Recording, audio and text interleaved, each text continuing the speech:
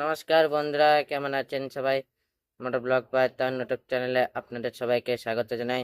আজকে যে প্রোডাক্টটি দেখাবো হচ্ছে এনজিকে লন্ড্রেড অটোমোটিভ স্পার্ক প্লাগ।